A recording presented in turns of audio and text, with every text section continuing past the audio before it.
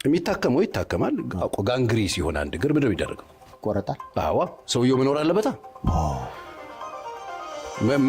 ማይኖር ከሆነ ወደ ላይ ሄዶ ብዙ ችግር የሚፈጥር ከሆነ ቆርጠኸው ሰውየው ቢኖር አይሻል አይደል? ሐኪሞችን ብትጠይቅ ይሄ ነገር መቆረጥ አለበት የሚሉት ለምንድን ነው? ከሰውየው ጋር ጠብ ስላላቸው እኮ አይደል? በዘላቂነት ችግር የሚያመጣ ከሆነ እሱን ቀስ ብለህ ቆርጠህ አስተካክለህ እሽግ አድርገህ በሰላም ሌላ ህይወት ይቀጥላል። ምን ችግር አለ? ሳምሶን ቤቢ ተሞሸረ። ድምፃዊ ዳግማዊ ከባድ ድንጋጤ ውስጥ የጣላትን ክስተት ተፈጥሯል። የትዳር አማካሪው ፓስተር ቸሪም እንደ ሁል ጊዜውም በዚህ ትዳር ሳይሳካለት ቀርቷል። ሁለቱ ጥንዶች 3 ልጆች ካፈሩም በኋላ በመካከላቸው በተፈጠረ አለመግባባት ትዳራቸው እንዳበቃለት ተናግራም ነበር። ይሁን እንጂ ሳምሶን ቤቢ በአሜሪካ ሀገር ከምትኖረው ፍቅሩ ጋርም መኮብለሉ ተሰምቷል።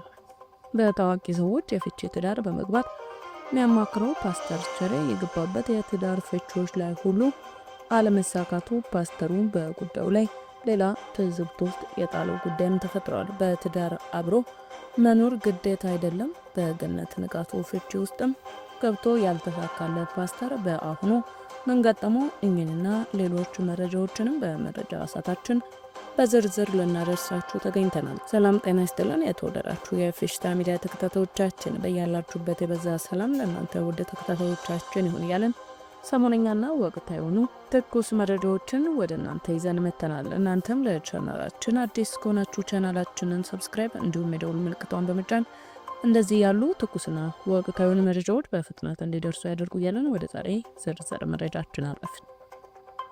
በየምሽት ክለብ የምትሰራው ድምፃዊ ዳግማዊ ማግጣብኛለች በሚልና አርቲስት ሳምሶን ቤቢም ቢሆን አሜሪካ ካለች ወዳጁ ጋር የሚያወሩት የድምጽ ቅጂዎች ወጥተው ሁለቱ ጥንዶች መሃል የተፈጠረው አለመግባባት ወደ ፍቺ ማምራቱና ድምፃዊ ዳግማዊ የትዳሩ ማብቂያ ላይ መኖራቸውንም ወደ ፍርድ ቤት ማምራታቸውንም ተናግራ ህይወት ይቀጥላል ስትል የሁለቱን ትዳር እንዳበቃለት በኢንስታግራም ገጿ አጋርታ እንደነበርም አይዘነጋም። ይህ በእንዲህ እንዳለ በብዙ ታዋቂ አርቲስቶችና ታዋቂ ሰዎች በመግባት የሚታወቀው የትዳር አማካሪው ፓስተር ቸሪም እዚህ የሁለቱ አርቲስቶች ወደ ፍቺ ያመራው ትዳር ውስጥ በመግባት ነገሮችን እያስተካከሉና ሁለቱ ጥንዶች አንድ ላይ ለማድረግ እየጣረ እንደሆነ ሲናገር በሰይፉ ሾው ላይም ተደምጦም ነበር። እንግዲያው በጣም ላይ ነበረች። እኔ ለማግኘት ፈቃደኛ ነበረች ማለት እንደሱ ላይ ያለች በቃ ቱሌ ማለት በእንግሊዝኛ ረጅም አወራች። እኔ አልሰማሁም።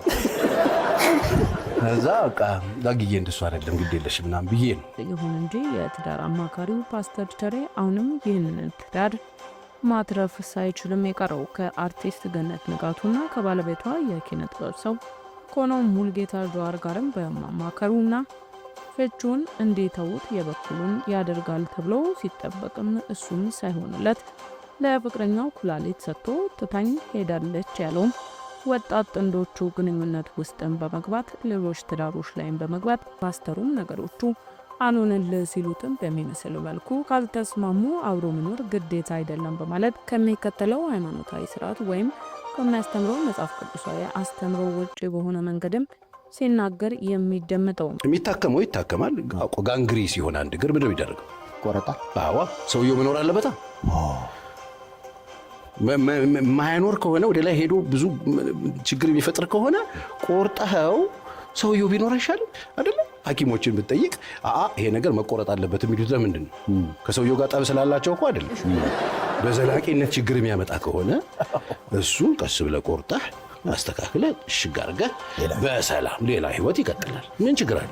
በየሶሻል ሚዲያዎች የሚሰጣችሁና በሶሻል ሚዲያዎች ከሚዘዋወሩ አንዳንድ ሀሳቦች ውጪ እምብዛም መሬት ላይ የወረደ ነገር ማሳየትና ወደ እሱ ካመሩ የፍቺ ጉዳዮች ማዳን ሳይችል መቅረቱም ፓስተሩን ትዝብት ውስጥ ጣለው። በአሁኑም ታዲያ ከፍርድ ቤት ወርዶ በፓስተሩ እልባት ያገኛል የተባለው የድምፃዊ ዳግማዊና የፊልም አክተሩ ሳምሶን ቤቢ ትዳርም በፓስተር ቸሬ እልባት ሳያገኝ አሳዛኝ አጨራረስም የገጠመው አርቲስት ሳምሶን ቤቢም 3 ልጆች ያፈሩበትን ትዳሩን በመተው ወደ ሀገር አሜሪካ በመኮብለል ከትዳሩ ውጭ ካስቀምጣት እንስት ሌላኛውን አዲስ ህይወትም የጀመረው ድምፃዊ ዳግማዊ ላይም አብረው ያፈሩት 3 ልጆችን በመተው እሷም ማግጣብኛለች በሚል ሳይስማሙ ቀርተው ትዳሩ በአሳዛኝ ሁኔታ ተቋጭቶ ትዳሩ በፈረሰ የወራት ዕድሜ እንኳን ሳያስቆጥር በአሳዛኝ ሁኔታ ሳምሶን ቤቢ ወደ ሀገረ አሜሪካ ኮብልሎ አዲስ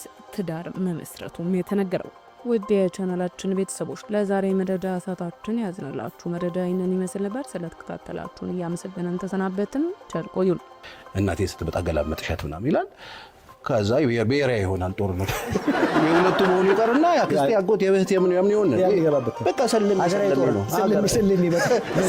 በትዳር ገብቷል።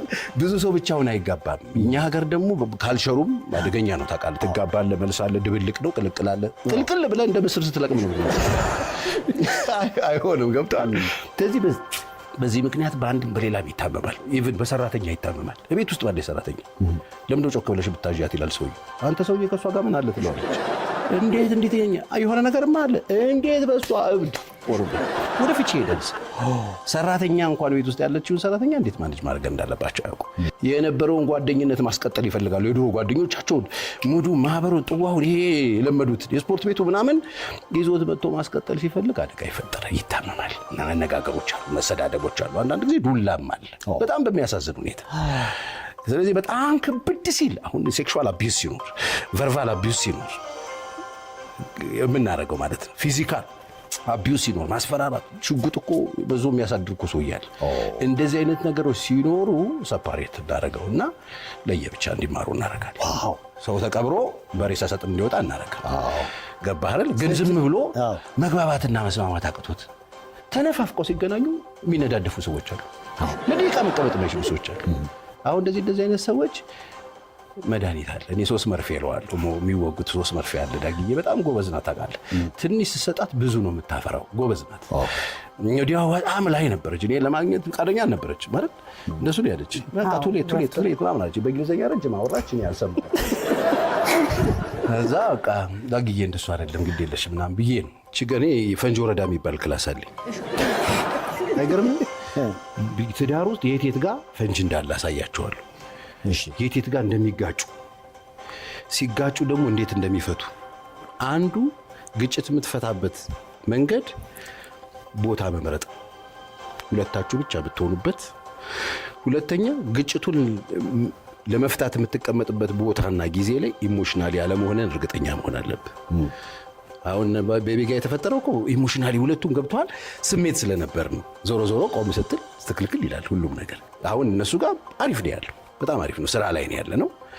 ወደ መሬት ወርዷል። ቢያንስ እሳቱን አጥፍተናል። ከዛ በኋላ ቀስ ብለህ ዲል ታደርጋለህ። የሚታከመው ይታከማል። ጋንግሪ ሲሆን አንድ እግር ምንድነው የሚደረገው? ቆረጣ። አዋ ሰውየው መኖር አለበታ።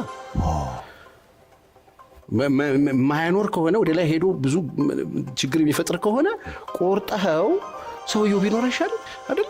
ሐኪሞችን ብትጠይቅ ይሄ ነገር መቆረጥ አለበት የሚሉት ለምንድን ነው? ከሰውየው ጋር ጠብ ስላላቸው እኮ አይደለም። በዘላቂነት ችግር የሚያመጣ ከሆነ እሱን ቀስ ብለህ ቆርጠህ አስተካክለህ እሽግ አድርገህ በሰላም ሌላ ህይወት ይቀጥላል። ምን ችግር አለው?